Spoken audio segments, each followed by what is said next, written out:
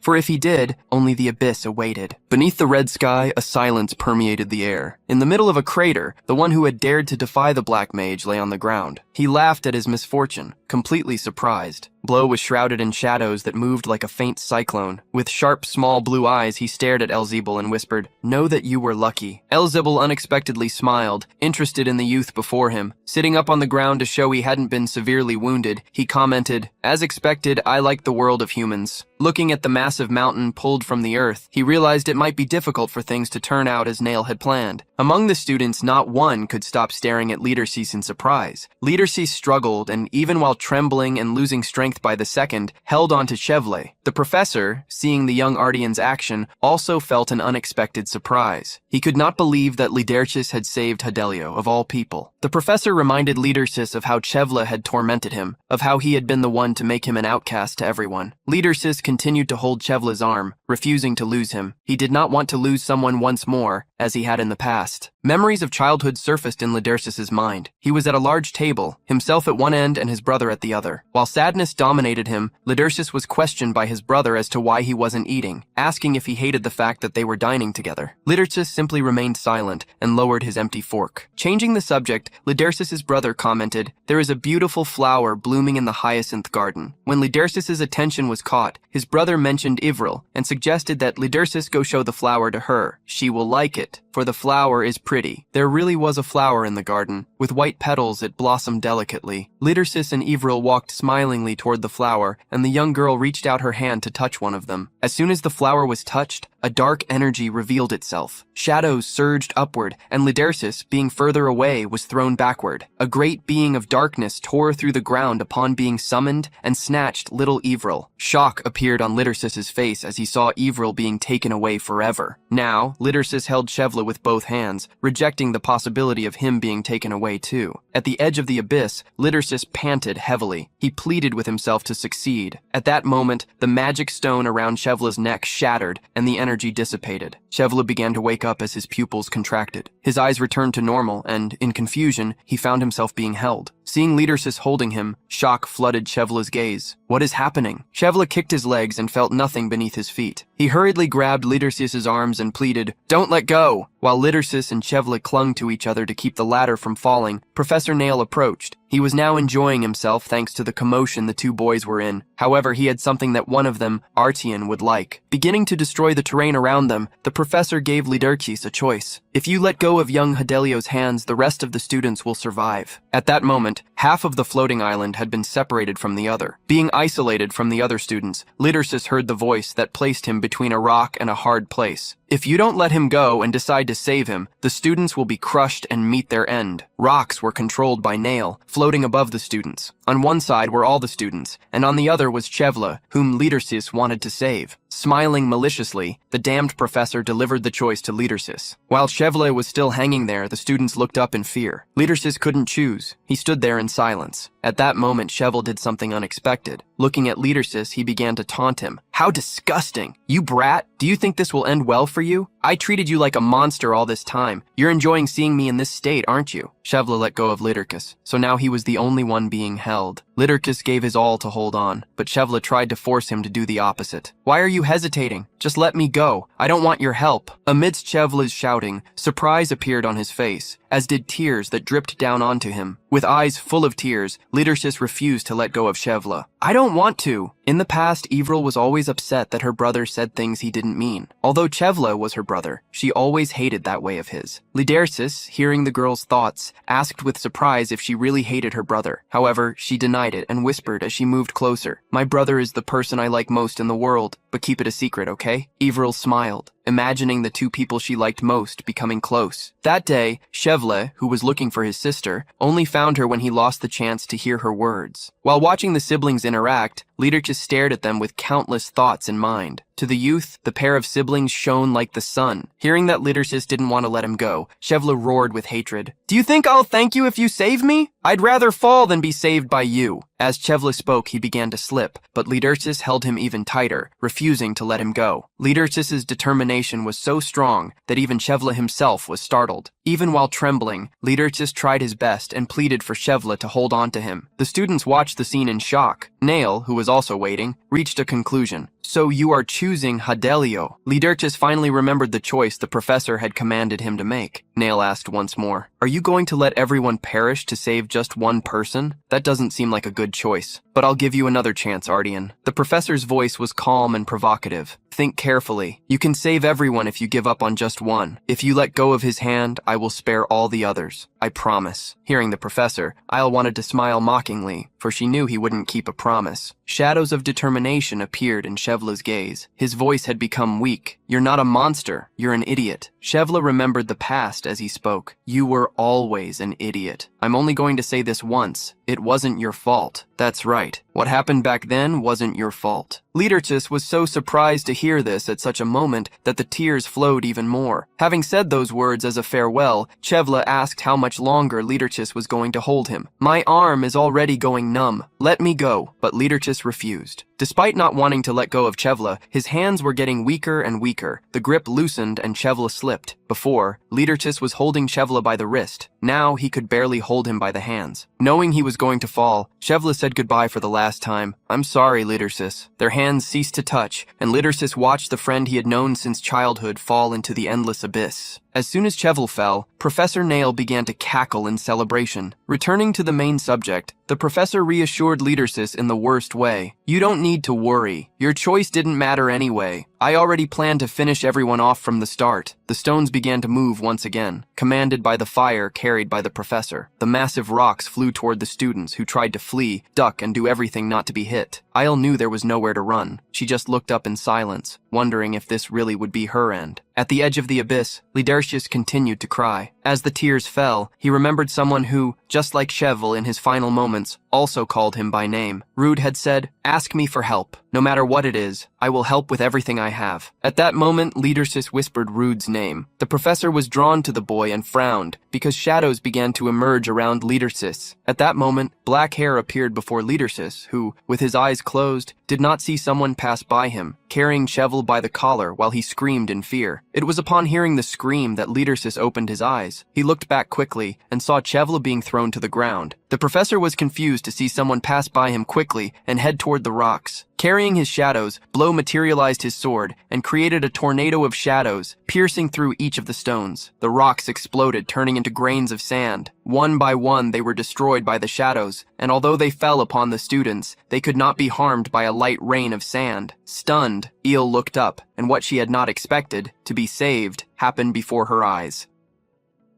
The students looked up and I, mostly surprised, saw a young man land near them, the dark mage, who wondered if he was late. The protagonist glanced at the group of students and turned away so they wouldn't recognize him. He stared at the young man he had saved and asked him, testing if they were okay, and saw the horrendous thing that was close to them. Blow pulled the hood over his head and asked, "Are you all right?" One by one, the students wondered who that person was, and he remained silent, wide-eyed. The voice of Professor Nayu revealed his fury. "You bastard!" The protagonist felt the flow of mana he had sensed earlier emanating from that monster. He extended his hand towards him while gathering a large amount of energy. "How dare you stand in my way? I will end you!" The fire explosion fell where Blow was, and he disappeared amidst the smoke. However, the professor was startled to see the outcome. The young enemy had unleashed a dark energy, completely blocking the attack. The brief confrontation, Blow understood that the energy charged by the monster belonged to a mage. Nayu did not know who he was facing and tried to guess. "Did you come from the Tower of Magic? I can't believe you came here without any fear.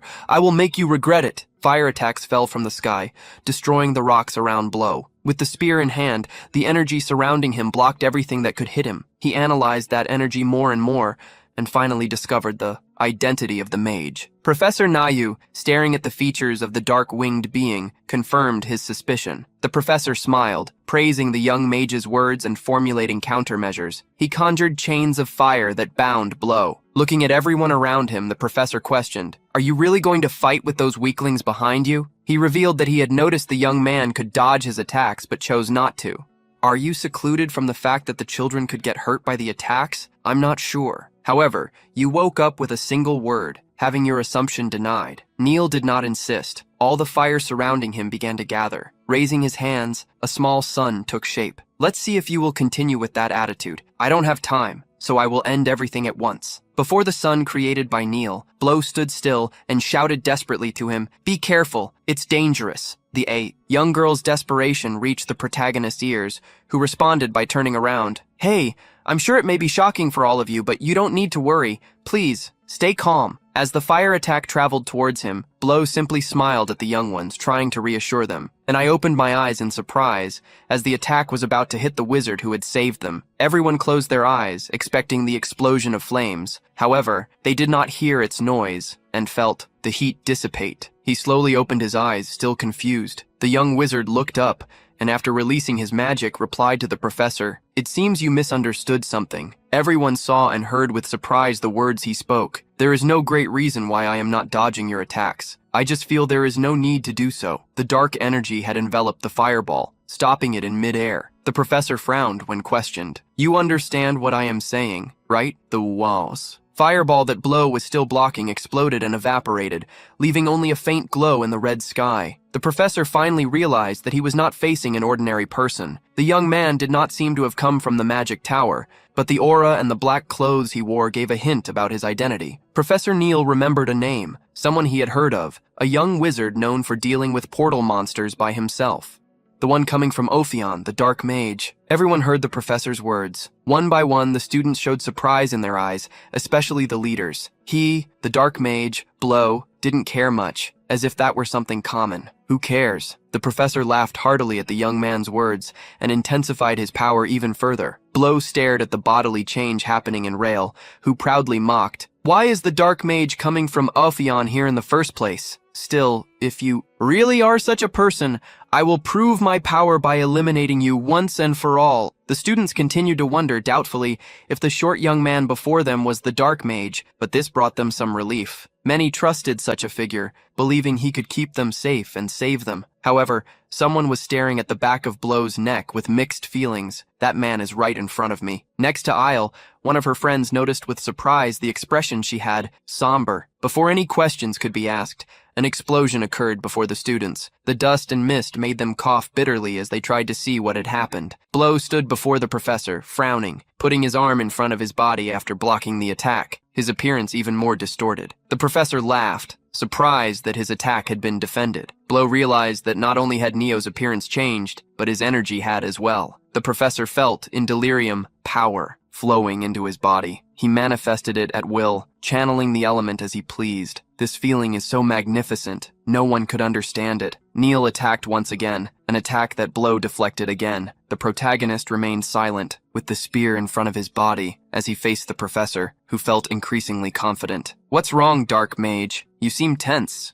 What happened to the confidence you had earlier?" Blow felt that the professor was not focusing directly on him. Somehow, if he aimed at the students, it would be hard to defend everyone perfectly. The stillness made Neil grow more arrogant. "Have you understood the situation you are in?" Blow no longer wanted to listen to the professor, as he intended to end this quickly. However, he revealed, "I'm curious about something. What did you do to turn a Helio teacher into something so grotesque?" The Rachel protagonist advanced, jumping with his spear towards Neil. The enraged professor gritted his teeth and prepared to counterattack while Blow was still in the air. Magical circles appeared around them. Explosions engulfed the mage, and watching, Neil laughed. There's no reason to say anything to someone who will perish soon. Amidst the professor's confidence, he saw the shadow of an attack approaching. At the last second, he extended his hand in front of his body, blocking the dark spear. Neil flapped his wings and quickly moved away. As he ascended to the skies, a large magical circle emerged beneath Blow's feet. The protagonist felt the flames rising, and the professor boasted, "You won't be able to block this." The magical circle trapped the protagonist,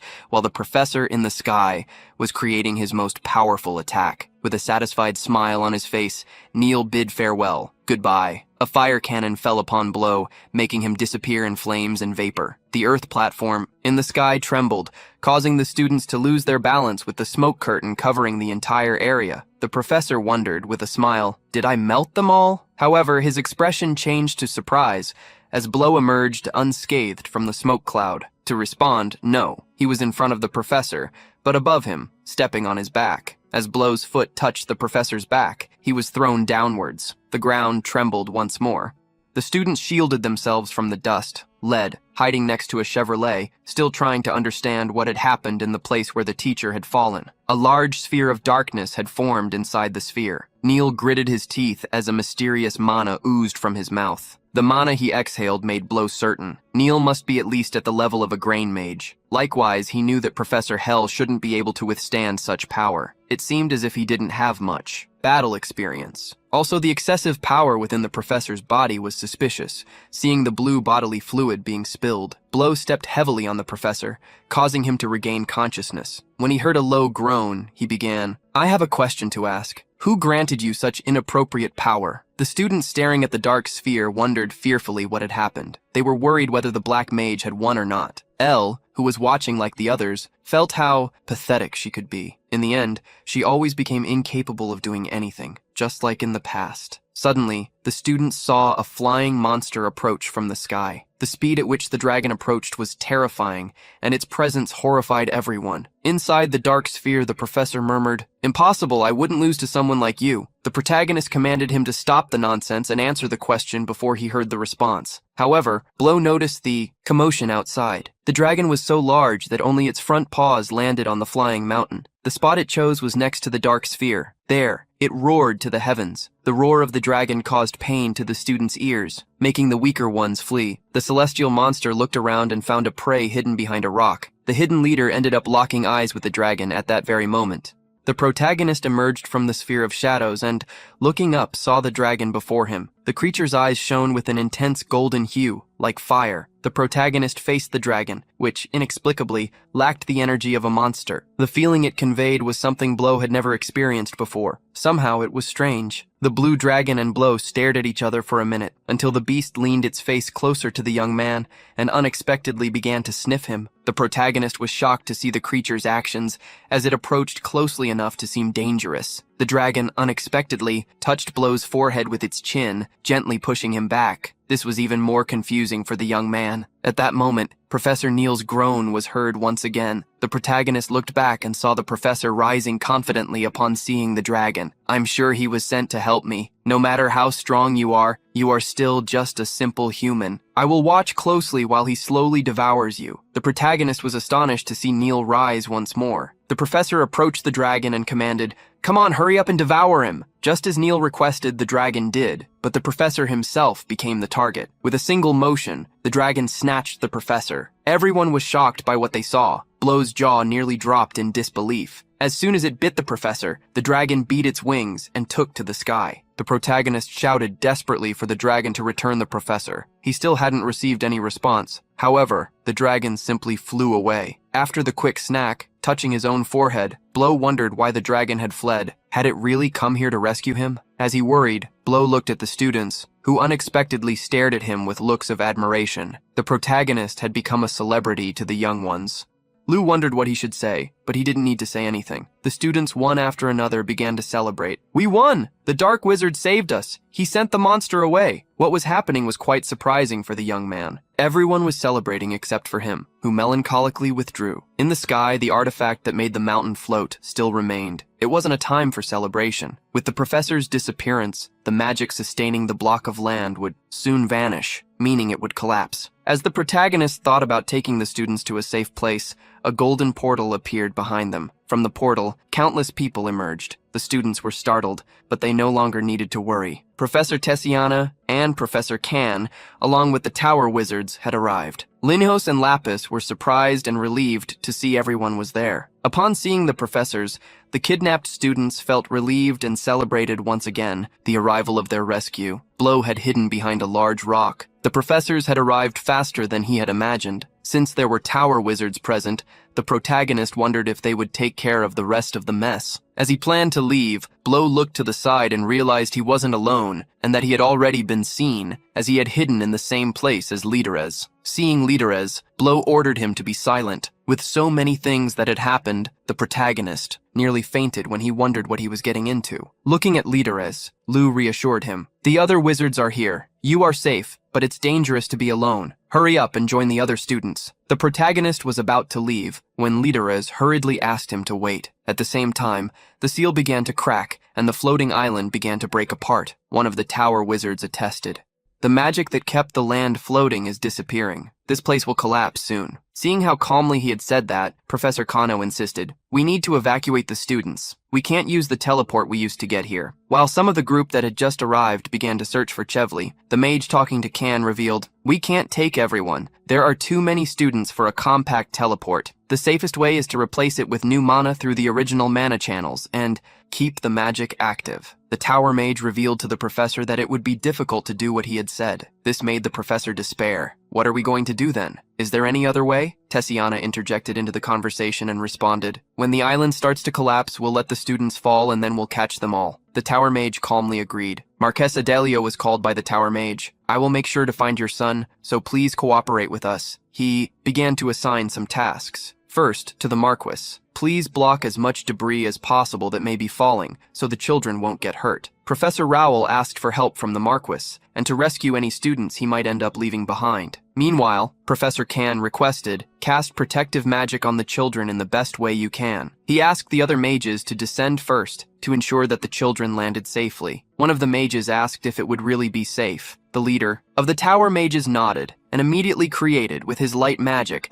a number of magical circles. "It will work because I will give wings to the children." The Marquis looked away, irritated, seeing his partner act so powerfully. On the other side, Blow saw the island beginning to crumble. It was happening faster than he expected. Suddenly, someone grabbed his arm.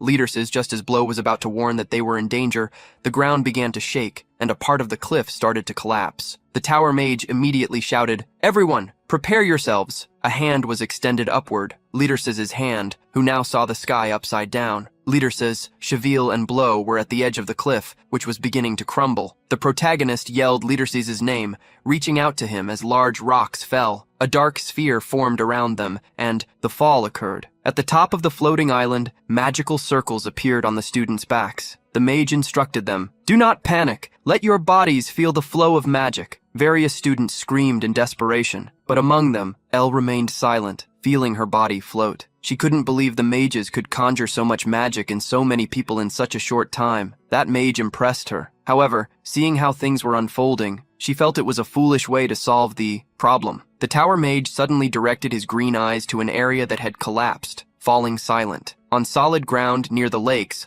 Blow laid the two young ones on the ground. Leaderses also seemed to have fainted. By carelessness, the protagonist realized he had called Leaderses by name in a foolish act. Putting the matter aside, he wondered if everyone was okay. With the magic tower on site, he didn't have to worry. The only thing that concerned him now were the two young ones lying on the ground. He also hadn't discovered what the professor was looking for, and couldn't guarantee that it wouldn't happen again. Blow made a decision. As expected, I must go back and tell the Duchess about this. For Leader's sake, I need to report this to my master. He remembered how Alphion's master had said this would be a vacation, but everything was about to become something much bigger. The protagonist decided to release his awakening and join the others. Having checked that there was no one around, he thought it would be safe. So he recited, "My name is Blow. Release. Awaken." The shadows that surrounded him began to disappear, and his true appearance, as Rude Chris, returned to normal. Rude's shirt was somewhat torn, and there was nothing to be done about that. As for his disappearance, he intended to say he had lost consciousness, and when he woke up, he found Leader Sis and Chevy. As he went to check on the two boys again, something unexpected happened. Chevy had raised his head and was now staring at Rude. Then he saw what had just happened. After a minute of silence, Blow asked, "Did you see Chevrolet?" He stammered, desperately trying to explain, I don't even know why I'm here. And when I opened my eyes, you were already in front of me." Chevelle's desperate response revealed the truth. Rude wondered if he should simply get rid of him. Chevelle was startled to see Rude approaching with a cold glare. He asked only once, "Do we need to talk?" Despair and fear emerged in the look of the rich kid in a large area of destruction. The rescued students were gathering. The tower mage accompanied the Marquis, informing that all the children were safe. Still, the Marquis saw how everyone was completely frozen with fear. He frowned, returning to the topic that concerned him. "Find my son!" The mage revealed that they were already searching for him and had sent 50 tracking specialized mages throughout Ichuela to find him. In a remote area, a golden portal opened, and a mage appeared after the teleportation. In that area was Rim. The mage approached, asking if she was hurt. Rim revealed she was fine, and that the one in her lap had merely fainted. The man revealed his identity and reassured them, "You can relax now. I am from the Tower of Magic." The young man in Rim's lap immediately got up. Pleading to be rescued, new young ones were found and brought to safety throughout the region via a communication crystal. The lead mage received a message. "We've found 3 more students. They are unharmed, and we are taking them to the safe area." Asking if they had found the Marquis Adelio's son, the mage gave a brief description of Cheville. "He is quite tall, and he is talkative. He is blonde." Discovering that the son had not yet been found, the Marquis warned, "If anything has happened to him, I will not let you get away." The mage, however, assured, "He is fine. This place has no smell of blood." In an unknown cave, Yuseba met with another feeling the complete opposite. Wow, what a strong smell of blood. Seeing that someone was already there, he asked the person if he was perhaps eating. The man remained silent, sitting on a stone. Yusubi scratched his cheek for a second and recalled what he had seen. "You changed into your true form when you fell from there. Who were you so desperately searching for?" The young man in a white shirt replied, "Deeply, what do you mean? I just haven't flown in a long time." Yusebe sighed, warning, "Many people have seen your true form, but that doesn't matter. You gained nothing from it, but it was quite a sight. And we even found someone interesting." How problematic things would get with the arrival of humans. El Zeppelin warned, "I will return to Ruby now with him." However, on the way, he realized that Professor Nile had been eliminated. "He fought with the Dragon Man. You should have at least left him breathing. How could you do this? How am I going to explain it to Ruby?" The young man with blue hair, like the scales of a dragon, irritated, made him quiet. "You are noisy. I eliminated him because he was annoying. Tell her that." And Usebi replied, "I told you to listen to me. Stop being rude." Ezekiel scratched his head. While listening to Dio's final statement, "The only reason I'm following Ruby Montre's orders is to capture that bastard and put an end to him." After leaving Ichuela, the students came across several carriages. Rin looked to the sky, noting that the red horizon was behind them. As she lifted her eyes, she recalled the vision she had, the appearance of the dragon, and shrank back. At that moment, someone called out to Rin, Camille rushed desperately towards her. Did you hear? Is it true that the one who started all this was Professor Nail? Rudy had joined everyone and pretended to be an idiot. Is that true? It sounds ridiculous. Everyone present nodded, confirming to the young man. That's right. He doesn't even deserve to be called a professor. Rudy felt a wave of relief. That situation was beyond Helio's capabilities. It was already a problem occurring within the school, and the culprit had been a professor. The protagonist looked around, and his gaze fell on Chevron Hadelio. Earlier, he had coldly warned him. Listen carefully. I came down here alone and was scared and lost. That's when I found the leader. Sis, placing a hand on his shoulder, ended the intimidation with a smile. You understood correctly? Rudy wanted to do something more, but the mages of the tower were nearby. Still, he hoped Chevelle wouldn't go around talking about him. As he joined the crowd, Chevelle discreetly watched him and, ignoring his father's complaints, Chevelle still couldn't believe that the black mage could be rude. It made no sense. Rude was just a child. Feeling the gaze on his back, the protagonist looked behind him. Upon seeing Rude staring at him, Chevelle was completely spooked, startling his own father. The Marquis held his son, concerned. Are you hurt anywhere? Maybe on your head? As he tried to ignore the subject, Woody remembered something and asked those around him. Did any of you happen to see Dio? Everyone looked away, unsure how to tell the truth. The protagonist was confused by their reaction, and someone braver decided to speak. Rude, in fact, before he finished, ended up spotting him. He's right there! Everyone turned to where Rude was looking and saw Dio surrounded by some mages. The protagonist went over to Dio, who surprised the students when they saw him. All their eyes widened in confusion. Dio, you definitely fell from up there. Are you okay? Dio scratched his head, revealing that he had seen a mage when he woke up and didn't know what had happened. The mage who had found the young man revealed that he was in some ruins, and fortunately hadn't gotten hurt too badly. The other students asked if someone had saved Dio and soon thought of someone. Don't tell me it was the dark mage. The mage present at the scene was also surprised to hear that Dio had fallen from the floating island. Although it was a relief that he was still alive, it hadn't been Rude who saved him. This made the protagonist wonder who saved Dio. Sometime later, a set of magical circles began to appear. One of the mages announced, "The transporter is ready. Please gather everyone. We will return to Helio." Everyone began to reunite with their friends. The princess went to meet Tessiana, while Leadersis slept in the carriage and she, alone and in silence, asked herself, thinking of the dark mage, "We will meet again, right?" At the same time, in a cave, the same one where Elzebel encountered the young dragon, mages found the body of Professor Nail. Upon seeing the horrible state of the place and the blue slime, one of the mages asked if that meant the professor was not human. The mage who bent down to make the analysis denied. "I'm sure he used to be human, but I think this doesn't only concern Helio." In a distant palace filled with towers and windows, a woman approached an office. After knocking on the door, she was granted permission to enter. Lenost was her name.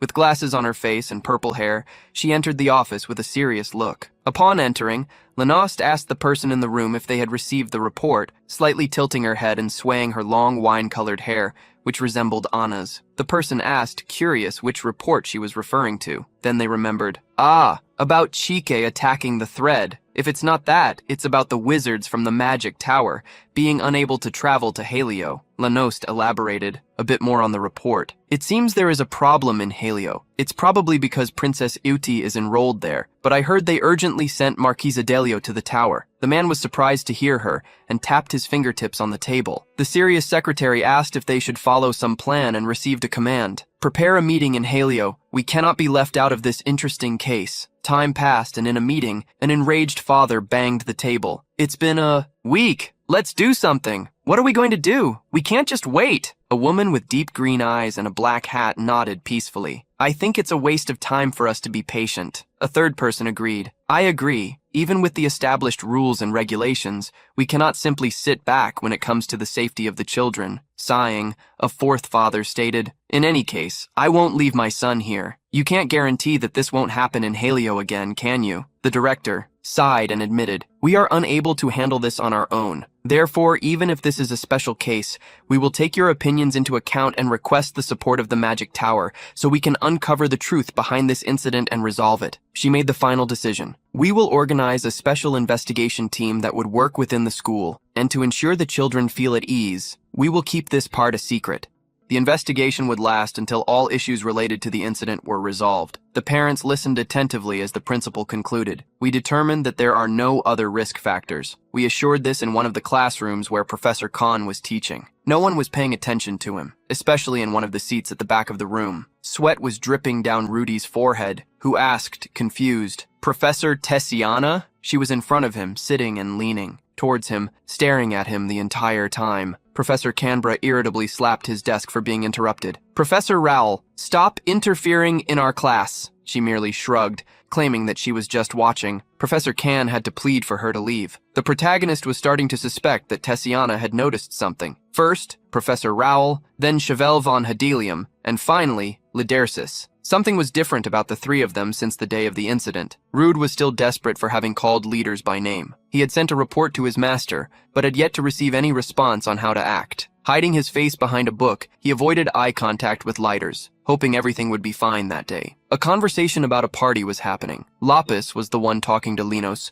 recalling how they used to welcome new Edens at this time of year. Linos had stopped thinking about it, but for both him and Lapis, after everyone returned safely, they realized a party to celebrate should be held, especially since they already had permission from the teachers. Lapis commented on how everything seemed like a dream, everything that happened in Ichuela. However, looking at the ring on his finger, Linos disagreed. It wasn't a dream. Lapis almost rolled his eyes at seeing his friend treat those rings as great treasures. "You have 2 magical stones. Isn't that against the school's rules?"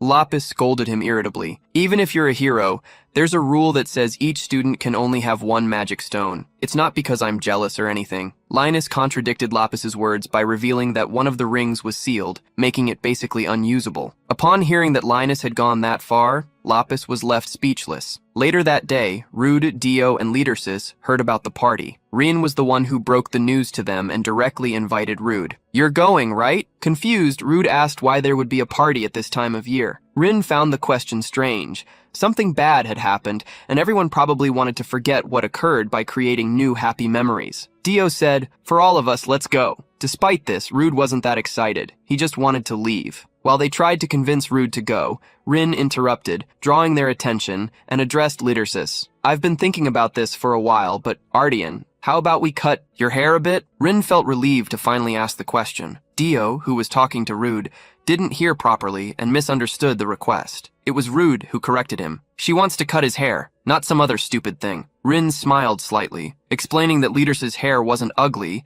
but that a change would be like starting over from scratch. Even so, she apologized if she had offended him. Rude stood up upon hearing her request and walked over to Lider's. "That's an excellent idea. Why didn't I think of that from the beginning? Let's do it, Lider's, right now." The master of Ophion had received Rude's reports and already had a headache, not sending the young man to school to get involved in something so big. His assistant asked if it wouldn't be better to have Rude return after being exposed, but he disagreed. The Tower of Magic continues sending official requests for cooperation regarding this incident. I replied that he is currently unavailable, so it's best not to speak until we understand the situation better. Besides the problem with the magic tower, he didn't want Rude to see the catastrophic state the building was in, as the boy could end up going straight to the Association for Revenge. Reading the reports, the Master of Ophion confirmed that the target was the second son of Duke Arton, and asked Ren if the Duchess had responded. The young woman with short orange hair revealed that the Duchess was on her way directly to Helios at that moment. Confirming the information, the Master of Ophion decided to tell him the details later. At the same time, gray hair was constantly falling to the ground. It was no longer possible to see the strands that used to cover the shoulders of leaders. This was worrisome, but Dio and Rude found the result impressively good. Camille, who had always been afraid to deal with them, was the most surprised. "He looks amazing. Why did he spend all that time hiding his face with that hair? He looks so much better now." Rin, who had cut Leader's hair, asked if everything was okay with what they did. Rude reassured her. "Of course, everything is fine. You're the one who said you would cut his hair. You have incredible skills with scissors." Rin was praised by Rude and also by her friend Camille. Rude believed that now leaders would have a better image, and that since there would be no more problems, he could leave, finally bringing an end to the mission. While everyone commented on Leader's new look, the protagonist called Rin and asked when the party would be. Rude had a mission in mind, to maximize Leader's changes, taking the opportunity to engrave in everyone's minds that the young man was not a monster. That night, on the other side of the communication crystal, the Master of Ophion laughed with happiness. "Ha ha ha! This is great! Anyway, putting this incident aside, this means you fulfilled the Duchess's request perfectly. The protagonist asked if he could come back afterwards, but received silence in response. Although worried about the leaders, Rudy didn't want to stay by his side. The master of Ophion changed the subject. Why are you in such a hurry? Do you know how hard it was to get you admitted to the school? The man asked the boy to stay a little longer, as there were still certain procedures to resolve before they could take him out of there. Worried, Rudy asked if he really planned his return and received an affirmative answer. Of course, you are the star of Ophion. Wow, Rudy, you received a lot of letters. It seems they are from students of Helio, my savior, the Black Wizard. When I first saw you, Rudy interrupted the master, annoyed to hear him start reading the letters. The master's voice became soft, teasing. You're getting shy. Several letters arrived today, so I will pack them up and send them to you. Rudy was concerned that someone might see them, but the master of Ophion didn't care. I'll send them to treasure box number 225. After a few more teases, he unexpectedly changed the subject. It's been a while since I've seen you, Rudy. Take care of yourself. Don't get hurt. And don't forget that you are my precious family. You need to live well, understand? The protagonist shivered completely, as that sounded like a farewell. After the conversation, Rudy returned to the inner area of the school. He still hadn't understood his master's last words, but he knew he would never forget them. From what he managed to understand, he would need to stay there for a bit longer, which didn't sound too bad either. On the day of the party, some people gathered. Someone asked Rin if the others had arrived yet. She confirmed, saying that some were already there. Dia wanted to enter the hall soon but was interrupted. Wait, the main character always arrives last. In the party hall, the students laughed and had fun while chatting. Eyes turned to the entrance when a young woman arrived, and she was Florin Chrome, wearing a pastel blue dress with ribbons. She crossed her arms, bored, and watched people talking and telling stories about the Dark Wizard. The noise was so great that, to her, it felt no different from a marketplace. Rudy appeared behind her and, as if reading her thoughts, asked why everyone was only talking about the Dark Wizard. After a second of silence, she replied, they should, after what happened. Changing the subject, Rudy asked why. Then everyone was looking at her, aware of her own beauty. She confidently responded, because they have eyes. When Rudy called her, Isle looked at him and showed surprise. He made a request. I would like a favor. Could you listen to me? As 3 people appeared at the entrance, Rudy whispered something into Isle's ear. Suddenly, she shouted, catching everyone's attention, leaders this way. Everyone looked at her, who was pointing toward the entrance. The protagonist shuddered, embarrassed. Everyone will look at you if you shout like that. But thankful, she had done what she wanted, as she was already bored. The people who responded to the call were left agape, wearing a red overcoat. Leadersis walked through the hall, followed by Dio and Rim, drawing all eyes. Upon seeing the change, many stopped calling him a monster and began calling him Ardian. Pink petals began to fall from the ceiling, unexpectedly, leaving Rim confused. Rudy, even knowing the answer, commented, I wonder who did this. It seems he is reflecting adequately on his actions, and he reached out, realizing the petals had been created with magic. When Leadersis reached in front of him, the protagonist asked, this is a nice day, isn't it? Leadersis responded with a gentle smile, much more beautiful than any expression he had ever had before. On the second floor of the hall, Chevy and Anna could be seen. He held his mana stone hanging from his neck. Catching her attention, maintaining calm and silence, he commented, this party is not fun. Let's go. At the same time, the person who seemed to be related to Anna remarked, things are getting more interesting than I thought. On the table, there was a report from the special investigation team. Lenoste asked if he should take a look at the matter, but his request was denied. Quickly bringing his hand to his chin, his employer asked, where is Chike? Meanwhile, a young hooded figure with red hair was hiding among the trees and listening in on the comments. In a village, the Black Wizard appeared in a quiet town. People and carriages filled the streets. A white-haired man, Lispim, was accompanying a carriage when he heard his name being called. Upon responding, he heard the voice of a woman who commented, that child has changed. It seems the young man in Ophion did a good job. The smile on Leadersis' face was something the Duchess hadn't seen in a while. Upon meeting Leadersis, she wanted to take him away. I don't think you can stay here any longer. If I take you now, there won't be any problems due to the current situation. Do you want to come home with me? At the proposal from his mother, Leadersis revealed a fearful look. He clenched his fist and declared,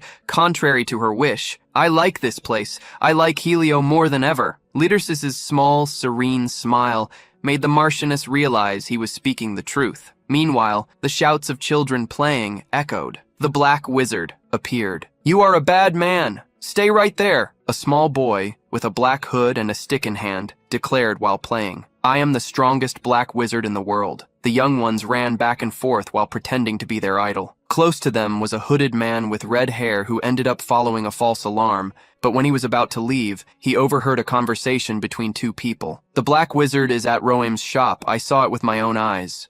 The man immediately moved and ended up catching the attention of one of the children, who looked back, confused. I felt as if there was someone there, a second ago, in the clothing store. A feast had been served. The man and his wife were attending to a special customer. "Are you really the Black Wizard?" The man seated at the table confirmed. "That's right. I am the Wizard of Ophion. If not me, who else could it be?" Revealing his face, the only resemblance he had to Blow was his black hair, as he was thin and not at all attractive. Upon seeing the man's unappealing face, the couple stepped back. The wife revealed having heard that the Black Wizard was quite charming, but her husband thought it was just an exaggerated rumor. Turning back to the wizard, Roy declared, "It's an honor to have you in our store, as you are a great person. You don't need to worry about paying. Please eat as much as you want." The false Black Wizard thanked the man's kindness, who was even celebrating, internally, his presence. Suddenly, a group of thugs appeared at the restaurant's door. "Hey owner, do you think you can do business without paying us?" Looking around and seeing that there was only one customer, the man scratched his cheek. "If you have money, pay us. But why do business if you don't even have customers?" The man and his wife stepped back, reminding the thug that they had already paid a fee the previous week. The thug refused to talk and began breaking a chair with his foot, threatening, "Then you can't pay me? Then you'll have to close the store." He mocked the couple of cooks. "This place is so run down that it wouldn't cover even half of what you owe, so I'll take this first." The couple backed away in fear until the wife remembered the presence of someone. "Hey, Black Wizard, help us.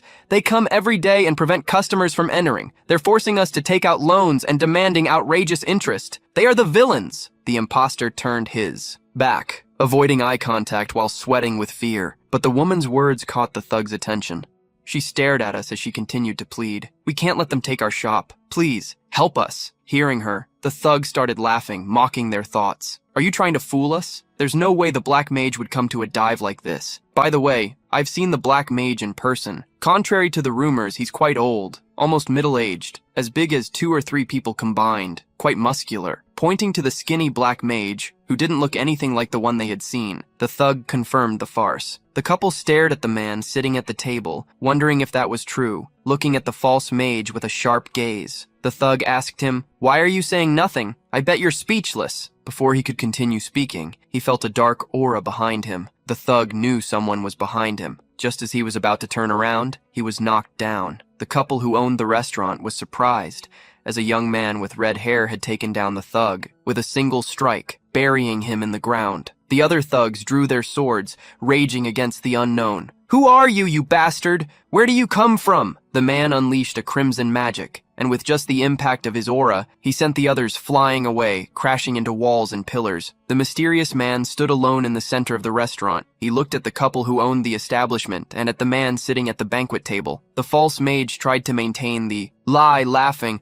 "Ha ha ha, you're quite skilled. Who are you affiliated with? If you're so incredible, I should have seen you already." The young man, however, remained silent, just staring. Far away in the castle, the leader commented to his subordinates, "That damn Sheik! I can't believe he's still chasing the Black Mage. I feel bad for him." When asked where Sheik was, the knight shuddered completely. After a light sigh, he revealed, "You don't know how he's been acting like a delinquent lately." The answer came in agreement. "I know." At the same time, the false wizard was trying to convince the man named Chike. "I should introduce myself first. I am Diophion. I am the Black Wizard." As soon as he finished speaking, he was startled to see the man advancing towards him. Chike grabbed him by the collar, staring at him with a dark voice. "Black Wizard, you are nothing but trash."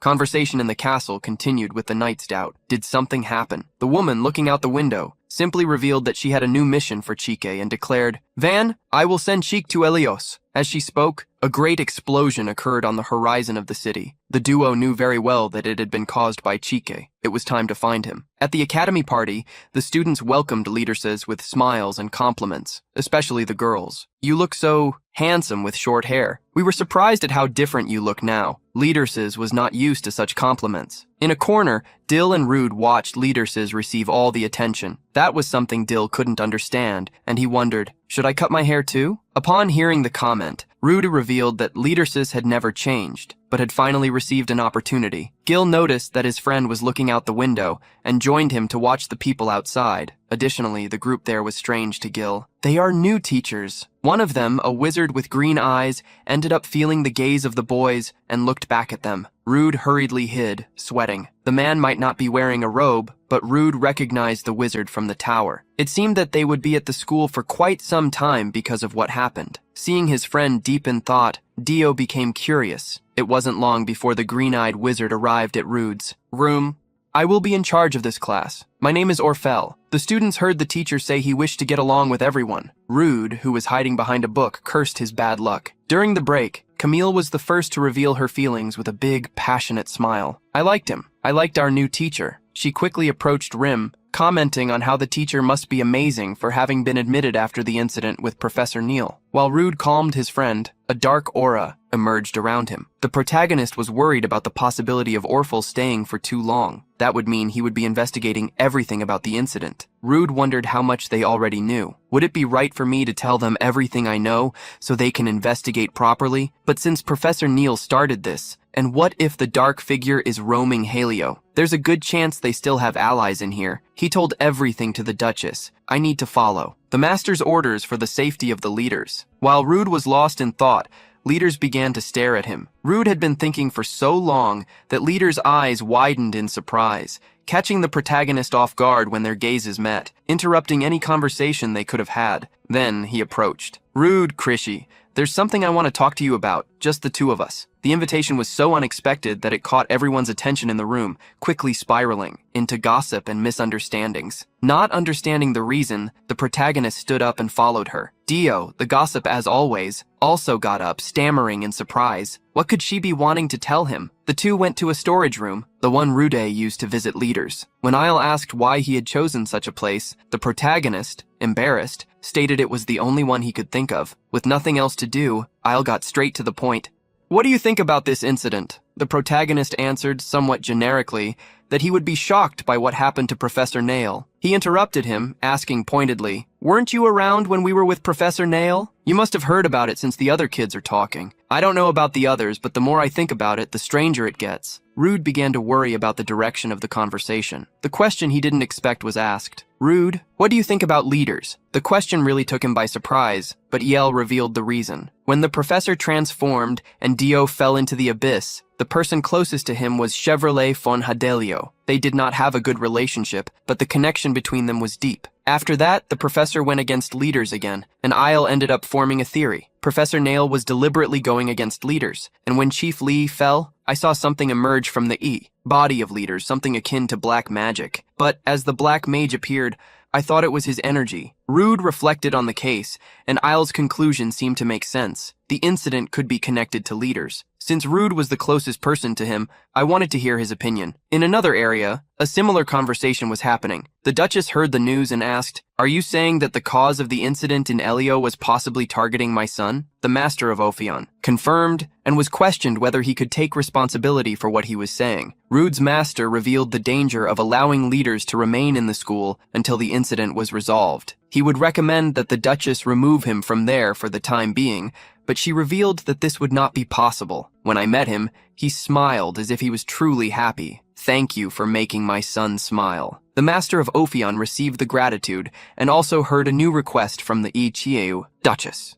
I would like to extend my contract so that my son is protected from the danger that is to come. The Master of Ophion was surprised that she wanted to hire a 7th-ranking wizard for this. The Duchess merely wished for the mission to be carried out by the young man. I will pay whatever you want, as long as he stays with my son and helps him. She also revealed that Lispam will join the investigation team. I will take care of all the procedures, but remember, protecting leaders comes first. Lispam simply nodded to Lady Diner's order. The Duchess lowered her head, revealing her thoughts. I don't want the Tower of Magic in Helio to know about this. I don't want to ruin his life. The Master of Ophion was about to assert that he would need to reveal the enemy's motivation to the wizards when she interrupted him, pleading, Master, please understand my feelings as a helpless mother. Faced with this, he could not respond. At the same time, a Helio uniform with a golden emblem was being delivered to none other than Chike. With a smile, the one in front of him asked, "Put on this uniform and go to school, Cheek Muon." Cheek was silent for a moment, and in the next second, he set the uniform on fire. The clothing turned to ashes as it fell back into the box. However, there was no problem with that. Lenost pushed a cart with numerous other uniforms, while the long-haired man revealed, "We have hundreds of these." Cheek Muon frowned, questioning, "What are you doing? Are you crazy?" The man returned the question and added, "Didn't you know? Ever since that day you got worse, especially with your visits to Ophion." Chike was reprimanded, as while he was wandering around causing trouble, the association's image was hitting rock bottom. Still, he didn't care. So what? Who said Chikimwon can do anything? It was you, wasn't it? The answer was affirmative, but it came with a warning, lightly tapping the table between them. The master of the association shattered it into 1,000 pieces and warned, "You haven't forgotten, right? When you're in front of Lenost, you must follow my rules," claiming to have never been aware of it. Cheek gave a deep red glare. Various pieces of stone flew in his direction, but only hit Van. The others were magically controlled by him, stopping a few centimeters from his face. Chike furrowed his brow, questioning the master. "What are you doing? Are you losing your mind?" Chike's master pulled a card from his sleeve to convince him, "You have no choice but to go, because the one you are looking for is there." The campus of the Rayos Academy was large, but in one corner, everyone's attention was drawn. Professor Orfel was questioning Professor Rowell. He was looking at a young blonde, trying to remember his name. The protagonist, who was cornered by the two, introduced himself to the professor he wanted to avoid. After talking with Ale, he ended up bumping into Professor Rowell, and while he was trying to escape, they ended up colliding with the professor from the Magic Academy. Orfel questioned Tessiana about why she was disturbing the young man. She corrected him, "I'm not disturbing him, I adore him." However, in Orfel's eyes, she was stalking him like a wild animal. Did he do something wrong? Upon receiving the teacher's glare, Rudy became worried she would say something useless. The teacher confronted the mage. "Don't mind us, you should just leave, please." Orfel's expression darkened, and he asked, "Just to be sure, I've thought about this before, but could you use more formal language?" The teacher decided to provoke him. "Fine, then I'll speak informally." While the two continued to argue, Rude saw that as an opportunity to escape. At that moment, Professor Kan rushed into the hallway, looking for the two teachers. He saw the situation they were in and didn't know how to intervene. Getting straight to the point, "Haven't you heard you were called? Everyone is waiting. Hurry up."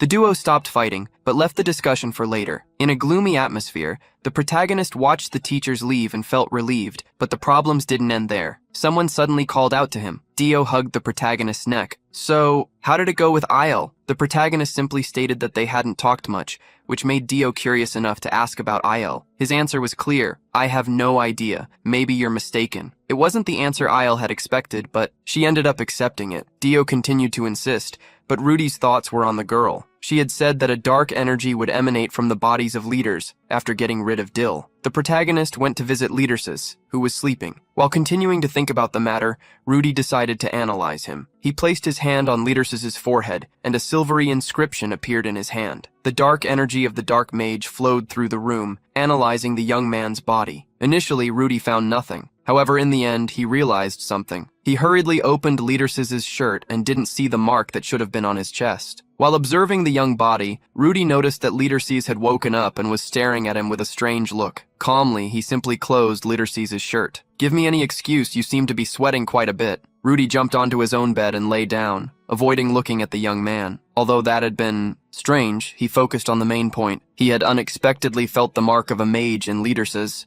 Once again, it was reported that a new mage had been sent to join the academy. Finally, the professors were also notified about the arrival of a mage from the association. The meeting became chaotic. One professor found such a decision ridiculous. Another believed that the association could help. A third professor wanted to understand the association's objectives. The director felt a headache coming on in the face of the questioning. Not far from there, Van asked her president if the black mage was truly in Helios. The answer was obvious. Of course not. She reminded him that the black mage was seen in Ishwella. The school contacted him after the incident, but he remained silent. Therefore, there was no chance of this happening. Van questioned what they would do. Lenosta warned, "I am sure something big is going to happen there. That is what my intuition says." She revealed that she had contacted Lenosti as well. He would do what was requested as soon as he arrived there. It would be a problem if the black mage were truly at the academy. Whenever Schick took an interest in someone, all he knew was how to hunt them. It would be a relief if the school weren't destroyed in the event he actually found the Black Mage there. Meanwhile, Rude, at the academy, was bored. Professor Orfel was followed by another, who was extremely outraged by the arrival of the association. He gnashed his teeth irritably. I am sure their leader, Lenost, is planning something. Otherwise, Helios would never welcome someone with such a terrible personality. Orfel told Professor Theon to be quiet. Theon became confused upon hearing his friend, who had fallen silent, staring toward the end of the hallway. Someone appeared there, walking toward them. It was a Heris. Theon, however, did not know him. Orfel addressed the young man. It has been a while since we saw each other at the Imperial Palace. I did not expect to see you again in a place like this. When he tried to greet the young man, the student simply walked past him, ignoring him. Theon looked back, surprised. He cursed the arrogant student for being so rude. Orfel revealed the identity of the new student. He arrived faster than I thought. He is Shikmuan from the association. Theon was surprised to hear it. Orfel revealed that Shikmuan was wearing a magic item on his ear. Only high-ranking mages would recognize it. Orfel wanted to understand what Lanosta was thinking by sending such a person to the academy. In the classroom, a professor explained how mages receive a new name upon their awakening. While he read from the textbook, Dio was sleeping, hidden behind his own books. Liderchis glanced slightly at Rude, then looked back at his book and gave him another look out of the corner of his eye. Rude noticed the gaze and stared back. Liderchis, however, could not say what he wanted and remained silent. Later, Rude explained to Liderchis, who had a worried look on his face. You must be misunderstanding something. He tried to make up an excuse for having taken off his clothes. Since he couldn't find the right words, he was direct. I did it because I was looking for something. Rude asked if he felt anything strange, such as changes in his body. Liderchis watched Rude's concern with anxiety and shook his head. Rude wondered if the young man truly knew nothing. Everything seemed peaceful outside the school. Some people were arriving at the location for the first time. A professor guided the new student. Members of the Heres, upon seeing someone wearing their emblem, began to whisper. It was the first time they had seen such a person in Helios, and he had already obtained his symbol. A young woman gnashed her teeth irritably. To her, no matter how noble the newcomer was, she would not tolerate such an atrocity. In the Heres classroom, Anna and another student looked worried. Chevle had been acting strange since they returned from Ishuela. He used to go to the Eden district every day, but now he stayed in an isolated corner. Chevle murmured to himself constantly, still wondering if Rude really was the Black Mage. Rude didn't seem strong, and he looked even younger than him. There was no way to believe that such a young kid was the Black Mage. Chevle wondered why the Black Mage was in Helios, and as a student, judging by what Rude had said, no one had noticed, not even the professors. Memories of when he attacked Rude were playing in Chevle's mind like a movie. They made him even more terrified. Suddenly, a girl approached. Hey guys, are you planning to just stand there like idiots? Haven't you heard what everyone is saying, that the new Heris is insane? One of the students asked if it wasn't just a rumor. Another, however, stated it was true, as both he and Karina had seen him. A young woman with pink hair believed the new student was a noble. Having taken 5 years to reach such a class, she found it ridiculous that someone would achieve it as soon as they entered. What revolted her was the fact that even the imperial princess had started as an Eden. Linus intervened, stating that since it had been the school's decision, there was no way to protest. This made the student irritated, which was why she wanted to make him decide to leave. Some began to grow interested in the idea. Linus put his hand to his head, sighing. The girl stated she would see how skilled the new student was to know if he had the right to be a Heris. Otherwise, she would protest to the professors. Hadelio was called while they were discussing. He ended up murmuring, "These childish idiots." Everyone heard him and looked his way. Being stared at, Chevle protested. Linus approached, checking if he had a fever, and was pushed away. Everyone could see that Chevle had changed in some way. In Opion, Rude's master was still trying to figure out what he would say to him. The assistant was worried, as something seemed strange. He wanted to know how Rude had been dragged into such problems, and obviously it was the master of Ophion's fault. If the classification level of the information regarding the incident rose, the Magic Tower and the Association would intervene. The assistant called the master, and with a somber look stated worriedly, "We are in trouble." Shikmun soon began to hear pointers from the professor, who explained how, although they were students, the Harry's class received great privilege and freedom. As he spoke, the professor noticed that the young man was not paying attention. Shikmun was direct, stating that he had heard him. He stood up, claiming he didn't need to know much more. The young man then left. The professor in charge hurriedly called for Professor Khan, who ran to pursue Shikmuan. Outside, Professor Rowell was guarding the hallway. Her eyes met Shikmuan's, and she immediately drew her sword, stopping him. The professor stood still, her sword held before him. Professor Khan desperately asked what she was doing. The young man ignored the sword and walked away. Professor Khan tried to stop Tessiana. Leaving her with the professor in charge, Professor Khan quickly followed Shik-Muon while Tessiana watched them. Professor Khan asked Shik if he knew Professor Rowell. The student, however, simply ignored him. Before going to the school, Shik had received an earring from Lenost. That was an enchanted item. If people saw it, he would be recognized.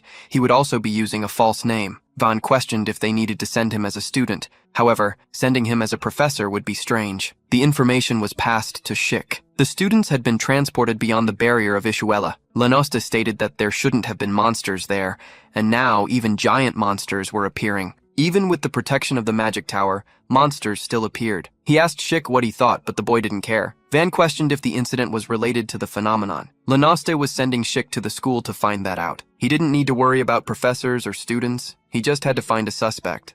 Lenosti had sent him to find the Black Mage. When Shik asked the professor in charge about the Black Mage, the professor denied he was there and even appeared confused. Shik-Muon punched a wall in irritation. "He tricked me, that damn old man." Professor Khan watched the boy's actions and trembled with worry. Rude wanted to speak with Lidersis, but he waited in the hallway, the spot where Lidersis had asked him to stay. The young man was approached by a woman, and he asked why he had been summoned. The woman informed him that Professor Lispin wanted to speak with him, alone. The professor thanked Benny for the help. Rude was left alone with the professor and asked why he had been called. Lispin told him to sit down. The protagonist asked what had happened and if the man was a professor. Lispin revealed the existence of the investigation team, as well as the fact that he was a member of it. Rude asked if he was even allowed to know about this, but Lispin didn't care, since Rude was involved in the very reason he was there. The protagonist was confused until Lispin, seeing that he was unaware, revealed, "Lady Daner's request was extended due to what happened. So, if anything strange happens to the young master, I want you to let me know immediately." The protagonist realized the man was there at the behest of the Master of Ophion. Lispin continued, revealing, "I know you are not a rank 7 mage, so you don't need to hide anything from me." The protagonist was taken aback by the statement. After a minute of silence, he questioned what the investigator was talking about. Lispin asked how old Rude was. He stated he would be turning 15. The investigator stared at him, commenting, "You are young." Lispin continued, as if trying to bait a lie, "It is surprising for someone your age to be so powerful." Rude continued to play dumb, claiming he didn't know what he was talking about. The investigator then stood up, warning, "I won't question you further if you plan to hide it until the end, but you must be careful if you don't want to be caught. Several high-level mages have come here."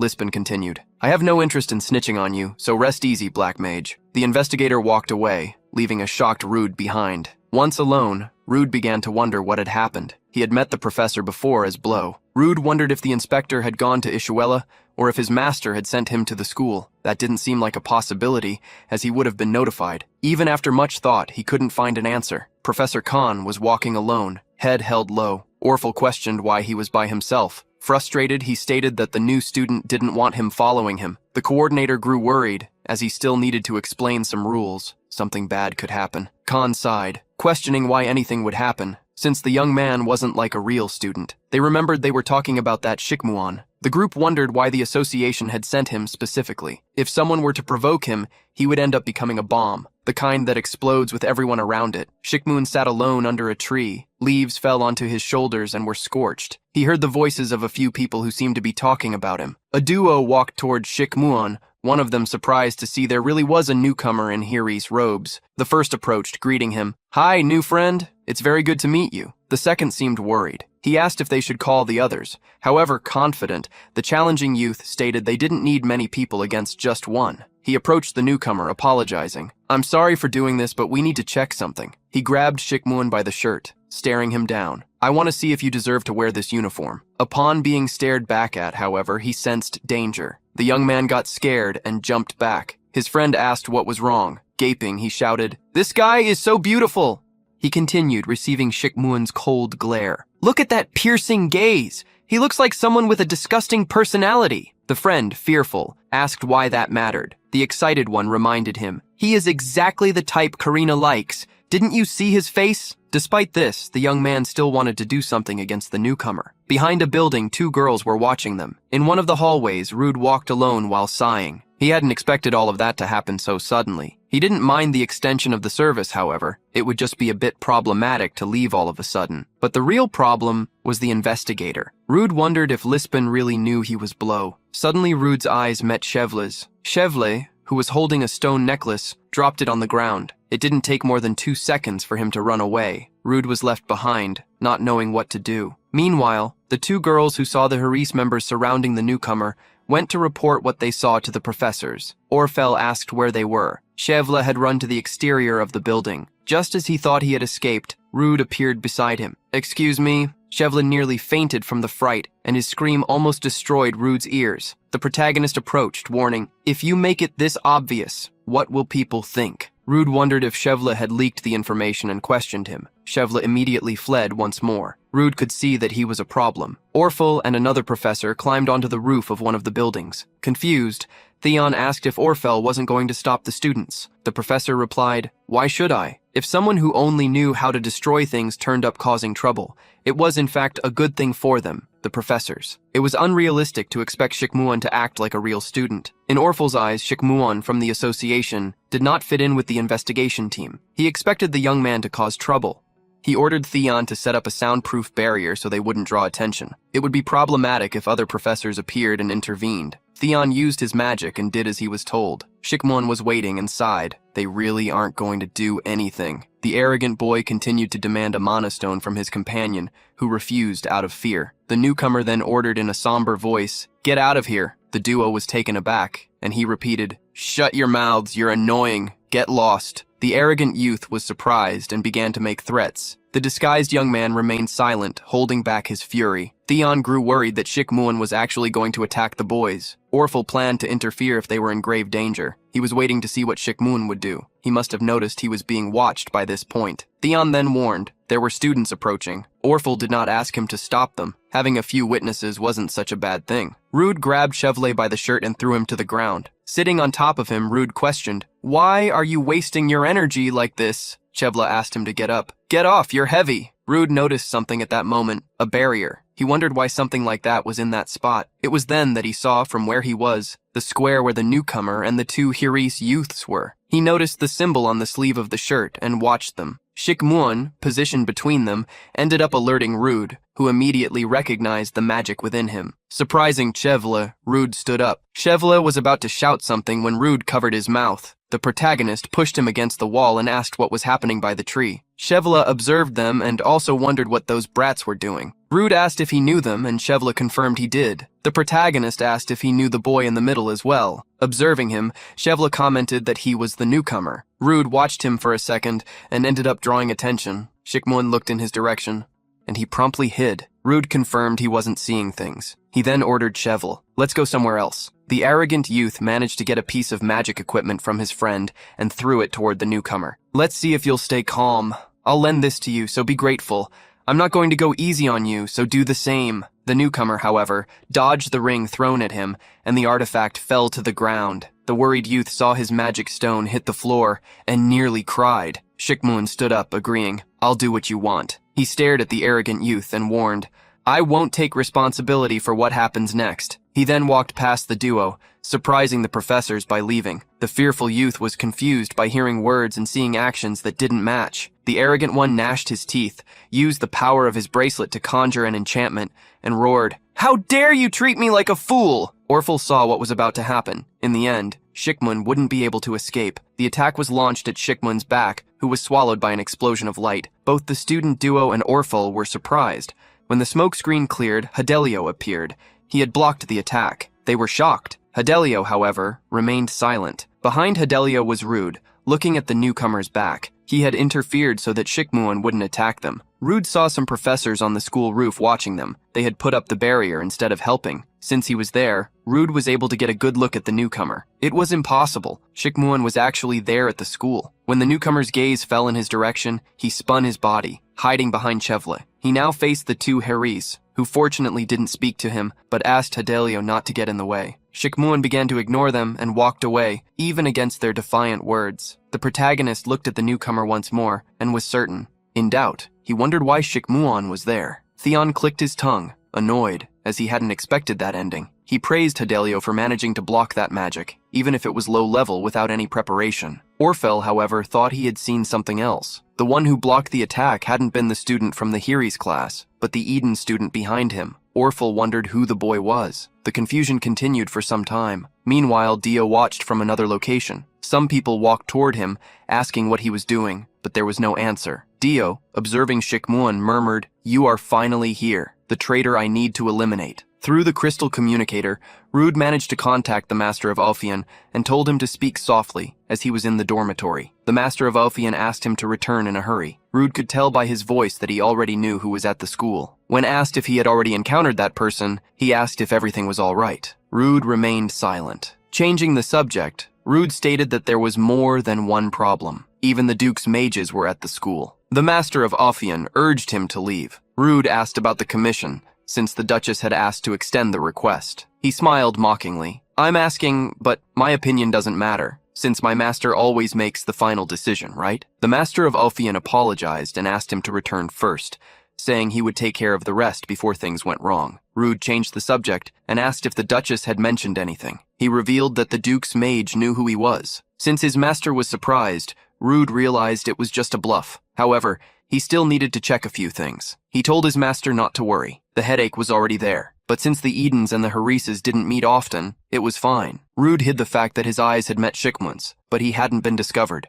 The Master of Ophion remained in shock after Rude hung up the call. The office fell into a heavy silence. Worried, he wondered if he should go to the school himself. His assistant, however, told him to trust Rude and focus on his work. The master went over the things Rude had said. The system in Helios made it so that the Heres and Eden classes rarely met. He believed he could relax. Suddenly Dio ran toward Rude, asking what had happened. "I was looking for you and Fidelio because you both disappeared, and then I saw you being dragged away by the Heres." Rude wondered if that was really what it looked like. He stated that he had only run into them by accident. Changing the subject, Dio observed him closely. "You don't smell good." Rude was confused, and Dio stepped back. "You need a bath." Rude, however, couldn't smell anything at all. He changed the subject and asked Dio where Lidercis was. Currently, Lidercis was holding a wooden broom, helping Isle in the storage room. She looked at him and snapped him out of his daze. Lidercis startled, his eyes widening. He quickly helped her move the boxes. Isle reminded him that group lessons would be starting soon. It was important to choose members carefully,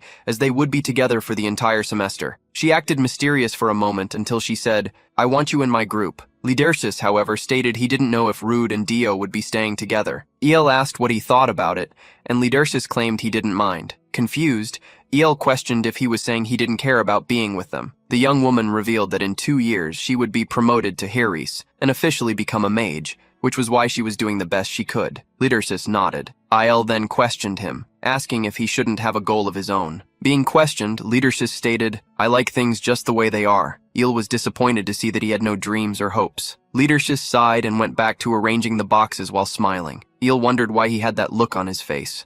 She ended up remembering the past and added, "If something is bothering you, you can tell me." Il looked away, stating she didn't know if she could help, but she would listen to him. Lidercis was surprised, and Il ended up thinking that he didn't want to talk to her. Meanwhile, Dio and Rude were looking for Lidercis. They hadn't found him in the classroom or the library, so they went to the storage room. Rude didn't think Lidercis would go there alone, but when they arrived, they came across him and Il sitting down, having a snack. Dio was shocked to see how clean the storage room was. Politely, Il stated that she had done a cleaning, since they frequented the storage room often. Lidercis had helped. Rude watched him for a while and realized that if he were careful enough, there wouldn't be a problem. Acting like a student, he sat down to have a snack as well. In the meantime, the Heres newcomer was being watched by those from Eden. He walked along, hearing the murmurs, then stopped in the hallway, crossing his arms to observe them. Without anyone expecting it, Shikmun stuck his leg out, tripping someone. The youth looked at him in fright, and Shikmun walked away. Upon getting up, the boy cursed him. Shikmun remembered that the one he was looking for was just short and blonde. He continued walking, remembering the youth's face. He had just mistaken his target. The next day, Rude saw more trouble. Professor Orfel appeared in his classroom and announced, "This may be shocking, but someone will be joining our class starting today, and he is a Heres. His name is Ashen Baldwin." Everyone was confused, shocked by the news. The protagonist desperately wondered what was happening and hid behind a book. The professor gave an explanation. Originally, the classes in Helios are divided into Eden, Clad, and Heres based on ability, and each class operates at a certain level, using teaching methods appropriate for each one. Due to the difference between the classes and the lack of communication, minor and major problems have been occurring for some time. He notified all the students. We want to reduce this, and since this is a specially prepared joint class, we hope this will improve the school environment after the unfortunate incident and that everyone will accept it without complaint. To begin with, Hirises will attend Eden classes, including ours. Considering the skill gap, Hirises would only participate in certain practical activities. However, since Baldwin, who was joining the class, was a special case, he would spend time with everyone even outside of practical lessons. The professor explained that there wouldn't be much of a difference, so they wouldn't need to worry. He then considered determining a temporary seat for Ashin. The protagonist, hiding behind his book, was worried. Shikmuan began walking down one of the academy's hallways. The protagonist tried to calm himself down. He wasn't transforming into Blow at that moment and could not be discovered. Suddenly, Rude felt someone pull the book out of his hand. Ashin Baldwin was the one who did it,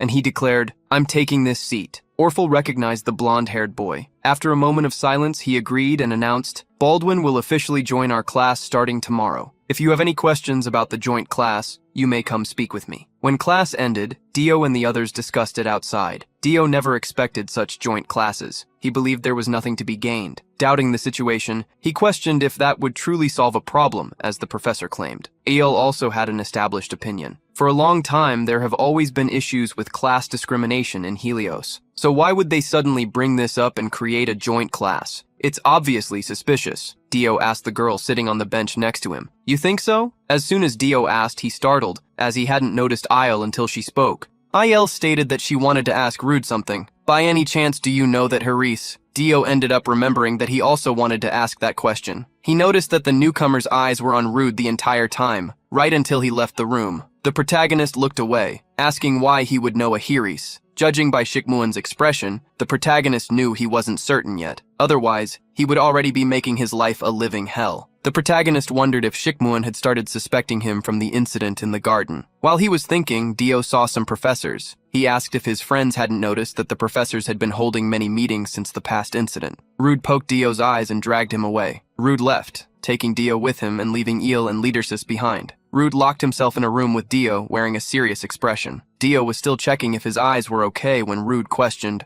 "What's with your eyes?" Confused, Dio asked what he was talking about. He acted as if he were worried. "There isn't anything wrong with them, is there?" The protagonist then noticed a slight change in Dio's eyes, which had returned to normal. He approached, holding Dio's face to get a better look at his eyes. The protagonist recognized the similarity to the eyes of the blue dragon. It was ridiculous to think that, however.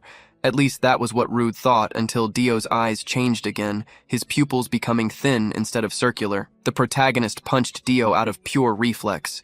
Dio fell to the floor, pretending to be hurt. Rude warned him, "Your pupils just turned into vertical slits." "Dio, who are you?" A somber atmosphere hung in the air. Dio's voice became dark. He ran toward Rude and grabbed him, throwing him against the wall. He murmured, "It's hard to control myself when I'm near that bastard." He made a request. "Rude, just pretend you don't know anything." In a room at the academy, two men sat facing each other while analyzing documents. The subject was the body of Haley Vake, found in Ishuela. He was not a human, as expected. According to the documents, the one the students had seen had not appeared through a simple forbidden transformation spell. The investigator was not certain. They could not perform precise analyses due to the condition of the body that had been found, a mixture of monster and human. Theon asked Orful whether Helios was in danger. However, Orful assured him that, until they discovered the truth, this matter should not be revealed to anyone. Theon, however, wondered what Shikmuan was thinking. He did not attend the meetings and had even requested to join Hale's class. Orfel believed that Shik had sensed something and told his partner to be careful. Something might be coming. As soon as he said that, someone knocked on the door. Orful granted permission to enter. One of the students called for Professor Orful, claiming that there was something he needed to check. The two professors went to a storage room, where several shelves had been knocked over. Several professors were also there. One of them asked who had done that. Given the damage in the room, one of the female professors believed they should have heard some noise, but a sound-blocking spell that had been cast in the library next door should have muffled it. Seeing the extent of the damage in the room, a professor imagined that more than one person was involved in the incident. However, everyone fell silent, as they all thought of the same person as the culprit. Orful went against the tide, stating that Shikmun had not been the one responsible for the problem. A professor approached and whispered something in his ear, and Orful informed the others that Shikmuan was in his dormitory. Looking around, the investigator noticed that there were no traces of magic, but if that had been caused by physical force, it should not have been the work of a human,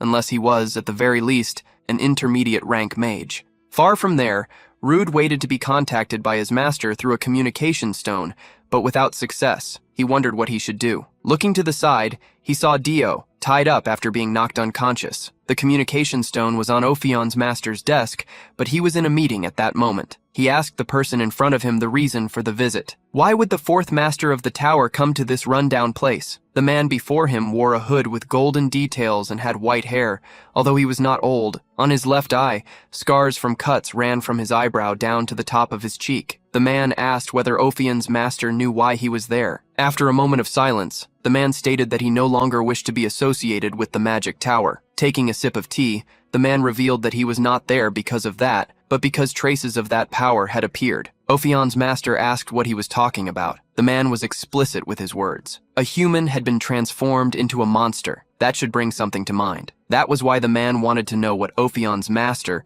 as the only survivor of the incident 8 years ago, thought about it. Being questioned in that manner, he was left speechless. At that moment, Dio began to wake up. Rude kept an eye on him to make sure he would not try to escape. Opening his eyes, Dio realized they were on the rooftop. Dio immediately began shouting in desperation. "You're so cruel! Seriously, what did you do to me?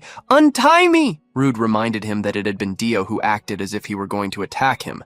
However, Dio asked Rude not to treat him like that, claiming that they were friends since they were in the same boat. The protagonist stepped back with a dark expression. Dio's voice became somewhat darker as he clicked his tongue. Rude stared at him, watching Dio's eyes become as narrow as a snake's as he said, "You should untie me while I'm still being nice. If I wanted to, I could get rid of not only you, but also this entire school. This place will become a sea of flames if you don't set me free." In the middle of Dio's words, the protagonist squeezed his cheeks, making him scream. Annoyed, the protagonist told him to stop talking nonsense and speak properly. Rude asked him to do that, if he was at least still the Dio Varus he knew. Rude's words made Dio laugh so hard that he burst into laughter. He quickly sat up and stared at Rude from close range. "It seems you've misunderstood something. Let's stop pretending to be friends." The protagonist asked if Dio was not a human. Dio nodded. However, Rude knew that Dio was not a monster either. His eyes might resemble those of one, but he could not sense a monster's energy coming from him. The protagonist ended up remembering what Rin had said. She had seen something gigantic flying, and although it was surprising, that thing had saved both her and Camille. The protagonist untied Dio and warned him, "If you want to stop pretending to be friends, then let's start everything over again." Dio looked confused and reminded Rude that he was not a human. Rude stated that he already knew that and reminded him, "You're still Dio." Rude had many questions and knew he should be cautious, but for some reason he did not see Dio as an enemy. Dio reminded Rude that he had been about to attack him earlier. This almost made Rude laugh, considering the state in which he had left his friend. Proudly, Dio claimed that it had only happened because he was in his human form. "You have no idea what I am. In my original form, I could take you down with a single bite." The protagonist mocked him, stating that Dio also did not seem to know that he was affiliated with someone truly powerful. However, Dio answered the opposite. "I already know. You're the dark mage. You have the same scent as him." Rude was surprised and remembered how the dragon had sniffed him. Changing the subject, he told Dio to get up so they could return to the classroom. The blue-haired young man asked whether everything was really fine, whether Rude actually believed him. The protagonist denied it and still told him to follow him. Crying, Dio bravely claimed that he did not need him. Leaving the matter aside, the protagonist informed him that they would talk again during the night, as they could not leave Lidersis alone for too long and risk making him suspicious. Dio reassured him, stating that he had no intention of causing trouble. Before returning to the classroom, Rude noticed that Dio was completely filthy. He could not go anywhere looking like that. However, Dio assured him that he could recover on his own. The protagonist agreed and reminded him, "Don't you dare do anything unnecessary." Lastly, Rude revealed that he was curious about something. "You said you recognized me by my scent. What do I smell like?" Upon hearing the question, Dio covered his nose. "You stink of filth." After punishing him, Rude left. Dio looked at him only one more time and remembered when he had sensed Rude's scent, a nostalgic smell from the past. Rude returned to the school. Still confused, he wondered whether it was really okay to leave Dio alone. Suddenly, upon returning to the classroom, he saw numerous people gathered at the door. Worried, he ran forward, believing that something might have happened to Lidersis. Pushing everyone aside, he managed to enter the room and saw the red-haired guy sitting in his seat. Lidersis looked at Rude, who had returned. The protagonist had completely forgotten about Shikmuon. He wondered why the guy was sitting in his place. Shikmuon suddenly stood up and walked toward Rude, greeting him in a cold voice. "Hello, Rude Kreisi." Far from there, in the messy storage room, various boxes and ropes were scattered across the floor. Professor Theon, upon seeing the rope that had been used, wondered whether an animal had been tied up there. Someone entered the room and approached Theon and Orphle. Lisbon got straight to the point. "I do not trust Helios's security. Therefore, I would like to request the cooperation of the Magic Tower." At the same time, on the rooftop, Dio sensed a dark energy approaching. The shadow that had attacked the school alongside Professor Hale formed once again and greeted the young man. "It's been quite some time, Diorg." In the classroom, everyone looked at Rude and the newcomer with concern. Shikmuon claimed that he was looking for someone, a black-haired bastard, Blackie, and asked Rude if he knew him. Staring at the back of the man sitting at his desk, the protagonist stated that he did not know this person. While Rude asked why the young man was sitting at his desk, the people who overheard the conversation wondered if the newcomer was looking for a dog, based on the name he had mentioned. Still sitting on Rude's desk, the newcomer explained that he was too short to sit at the back of the classroom, where he would not be able to see anything. Rude struggled to keep himself under control to avoid being discovered. He could not get rid of that bastard and cause a commotion. Lidersis stepped in to try to save his friend. "Shouldn't you be joining our class only tomorrow? You don't even have a seat yet, so why are you here?" Looking at him darkly, Shikmuon replied, "Because I want to." With his eyes widened, Lidersis stood up and offered his own seat. However, Shikmuon did not accept it. Bringing his hands to his head, the protagonist sighed. He stood up, claiming that he had forgotten something in the dormitory, an excuse to leave. However, Shikmuon also stood up, intending to go with him. The protagonist came up with another excuse, claiming that he had a stomachache. He did not believe the guy would follow him. However, Shikmuon truly intended to. "Okay, let's go to the bathroom." Almost going insane, Rude wondered what he could do. It was at that moment that everyone heard a loud noise. It even sounded like an explosion. Everyone looked out the window, worried when they saw smoke coming from the roof of one of the school buildings. The protagonist recognized it as the place where he had been talking with Dio moments earlier and wondered what had happened. Shikmuon stared at him in silence. The protagonist ran out of the classroom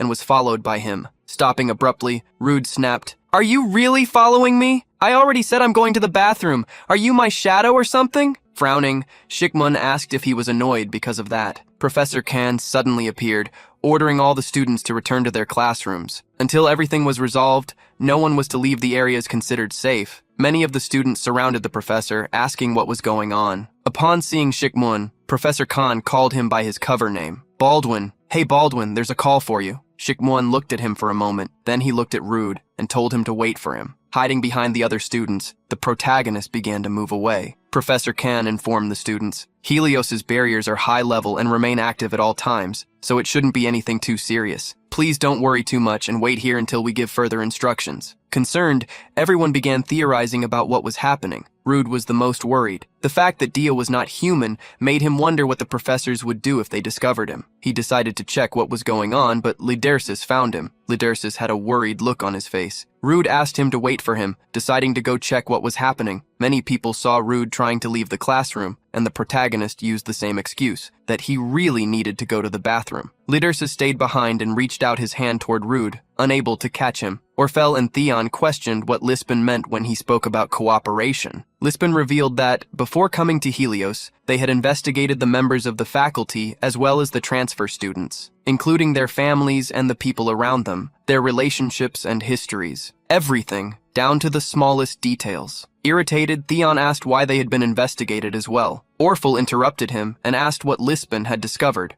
According to Lisbon, it might seem as though Professor Hale had planned everything, but he himself did not believe that was the case. They did not even know the identity of that shadowy figure. Some people believe that Professor Hale was actually the puppet created through forbidden magic. According to Lisbon's investigation, Professor Hale should not have been capable of doing all of that alone. Orphle asked what conclusion he had reached through the investigation. Lisbon continued, "As the two of you have probably suspected, there is someone behind Professor Hale and the one who controlled the shadowy figure.